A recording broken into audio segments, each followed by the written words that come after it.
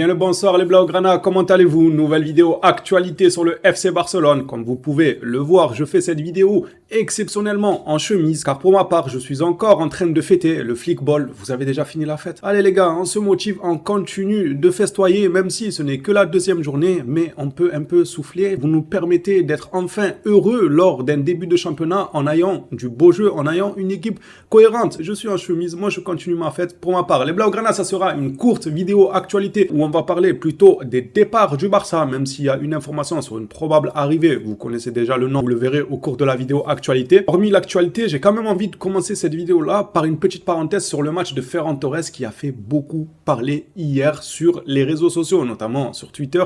Il y avait un côté qui disait que Ferran Torres avait fait un bon match, d'autres moyens et d'autres carrément nuls. Alors là, j'étais choqué. Je me suis dit, mais en fait, on ne voit réellement pas le football de la même manière. On n'a pas les mêmes attentes d'un joueur de la même manière. Moi, j'étais dans la case des bons. Ceux qui disaient qu'il a été bon, même ceux qui disaient qu'on fait un match moyen, je peux comprendre sous certaines conditions. Durant le débrief, pour ma part, je disais qu'il était bon. Alors, j'ai essayé d'aller vers les gens qui ont trouvé Ferran Torres nul. Vous le savez que j'aime pas avoir un agenda sur un joueur. Je le tacle beaucoup. Je suis l'un des premiers à le rabaisser match après match lorsqu'il fait des prestations nulles avec aucune bonne prise de décision. Mais hier, je ne pouvais pas faire ça parce qu'encore une fois, je n'ai aucun agenda sur aucun joueur. Si je tacle un joueur, j'estime évidemment, ce n'est que mon ressenti, c'est que c'est mérité. Hier, Ferran Torres, il ne méritait absolument pas qu'on lui tombe dessus. Donc j'ai fait quand même le pas d'aller vers ceux qui pensaient qu'il avait fait un match nul. Je me suis dit, tiens, pourquoi pas écouter l'avis des autres? Parfois ça sert. Et essayez, vous allez voir, essayez d'écouter l'avis des autres.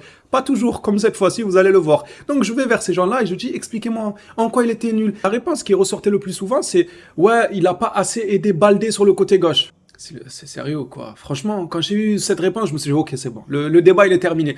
Donc, Ferran Torres a fait un match nul, selon certains, car il n'a pas aidé Baldé sur le côté gauche. S'il vous plaît, vous le faites exprès de ne pas comprendre que c'est une consigne du coach. C'est une consigne de flic lui-même de dire à Ferran Torres de rentrer dans l'axe pour pouvoir justement libérer de l'espace à Baldé qui va pouvoir percuter avec sa vitesse et déstabiliser le bloc adverse. Vous voulez qu'il s'entasse tout sur le côté gauche. Donc, il y a Ferran Torres qui n'a pas une capacité d'élimination 1 contre 1 comme un Lamine Yamal pourrait le faire. Donc, ce n'est même pas réellement un pur ailier déstabilisant qui peut t'apporter du danger en 1 contre 1.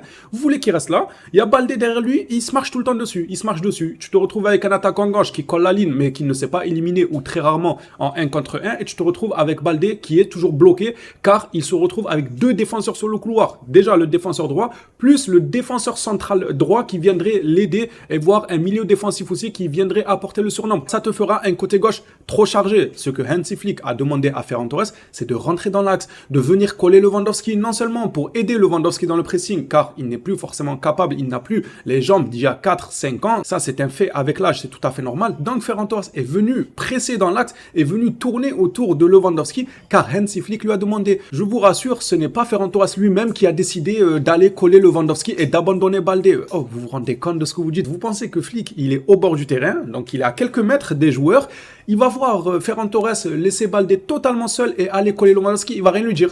Il va dire, bon, bah, c'est pas grave, je lui parlerai à la fin du match. Bien sûr que non, il aurait sifflé, il aurait fait passer la consigne. Ferran, reprends ton poste. Il ne l'a pas fait parce que c'était la consigne de Flick, les gars, s'il vous plaît. C'est depuis la nuit des temps que ça existe. Ça, Guardiola, il le fait si bien en faisant dézoner ses joueurs. Xavi le faisait aussi quand il jouait avec 4 milieux de terrain. Par exemple, Pedri qui jouait faux ailier. C'était exactement ce qu'a fait Ferran Torres hier. C'est-à-dire que sur le papier, Pedri était en tant qu'attaquant gauche, mais sur le terrain, il n'aidait pas forcément Baldé. Il rentrait, collait le numéro 9, jouait un peu derrière le numéro 9, entre les lignes pour apporter le surnombre et surtout évacuer l'aile gauche pour un joueur rapide comme Baldé qui peut percuter. On a vu au cours du match que beaucoup de fois, on a ouvert sur Baldé et le joueur avait un sacré couloir de libre devant lui. C'est notamment dû au travail du joueur qui a joué entre les lignes. Hier soir, c'était Ferran Torres. Quand il y aura Olmo, ça sera Olmo. Rafinha a joué entre les lignes aussi. Bref, je ne dis pas que c'est Ferran le monstrueux dans ce rôle-là. Absolument pas. Peu importe qui. Fati va être exceptionnel aussi dans ce poste-là s'il se reprend bien. Mais c'est pour dire, le poste de Ferran Torres, il était voulu. Donc quand je suis allé vers les gens qui trouvaient que Ferran Torres a fait un match nul, ils m'ont dit, ouais, il n'a pas aidé Baldé. J'ai dit, bon, ok, moi je ne continue pas à discuter. Qu'est-ce que vous voulez que j'apporte comme argument contre ça? Les gars, vous voulez aller contre une consigne du coach. Le coach lui a dit, dézone, va à côté de Lewandowski, mais pour vous, non, il n'a pas aidé Baldé. Mais c'est le coach qui lui a dit, les frères. Bref, c'était une grosse parenthèse, mais je me devais d'apporter mon point de vue là-dessus. S'il y en a qui l'ont compris, bah franchement, tant mieux, sans rancune, les gars, je dois rien à Ferran Torres, je suis pas là pour pour faire son avocat ou autre.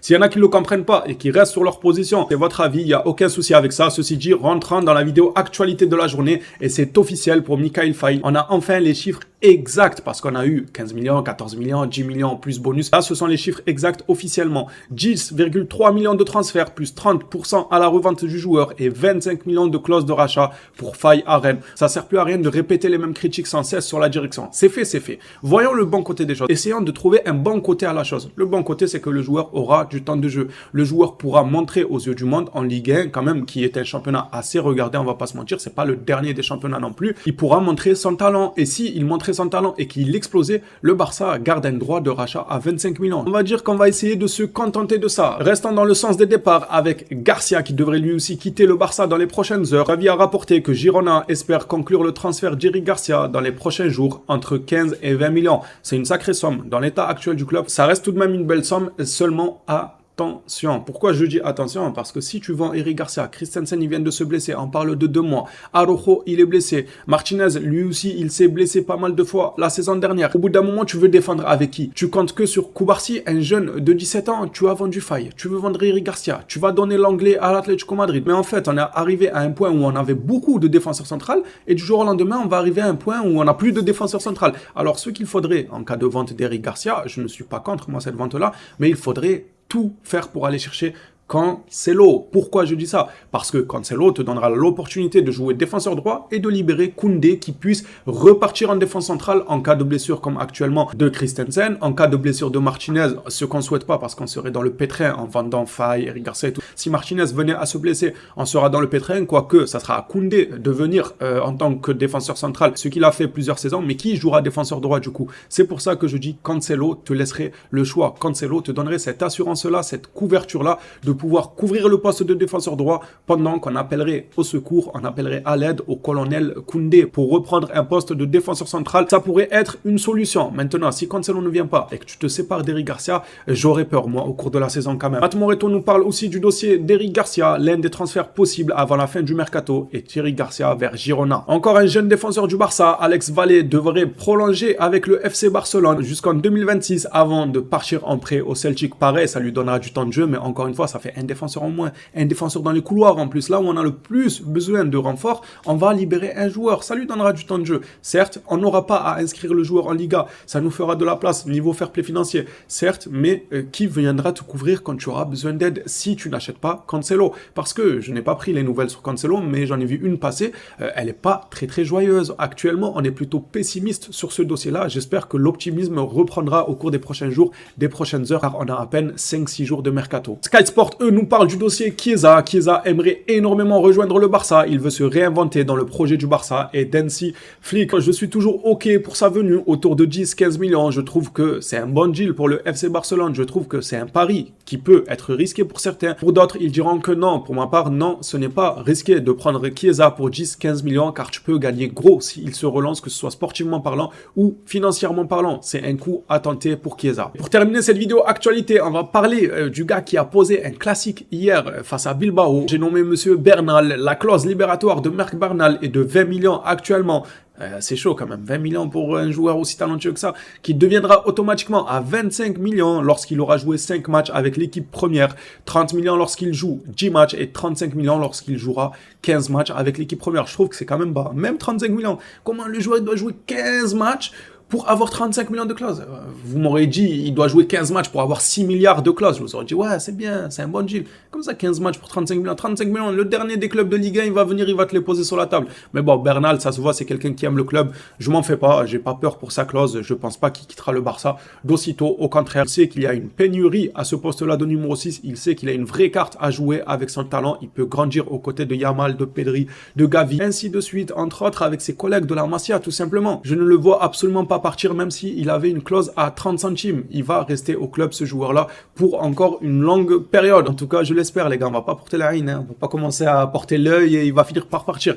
Bref, les Blaugrana, ça sera tout pour ma part durant cette vidéo actualité. Hâte de lire vos retours dans les commentaires. Je tenais aussi à vous remercier car on est à 68 000 abonnés. C'est énorme. On visait les 70 000 avant la fin de ce mercato. Il nous reste 2000. Je pense que ça va être compliqué en 5-6 jours, 2000 abonnés. On continue d'espérer. C'est gratuit, les sports en même temps, les gars. Si c'était payant, j'aurais pas continuer d'espérer, mais là c'est gratuit. Donc je peux continuer d'espérer et même si on ne les atteint pas, franchement, on aura quand même beaucoup grimpé. Et pour ça, je vous remercie. Au début du mercato, on devait être 60 000, 61K. Là, on est à 68. C'est juste énorme. Merci à tous. Bienvenue aux nouveaux. Merci aux anciens qui continuent de soutenir vidéo après vidéo. Je me devais de vous le dire. Et maintenant, nos routes se séparent. La vidéo touche à sa fin. On s'attrape à la prochaine vidéo sur le Barça. D'ici là, prenez soin de vous les phénomènes.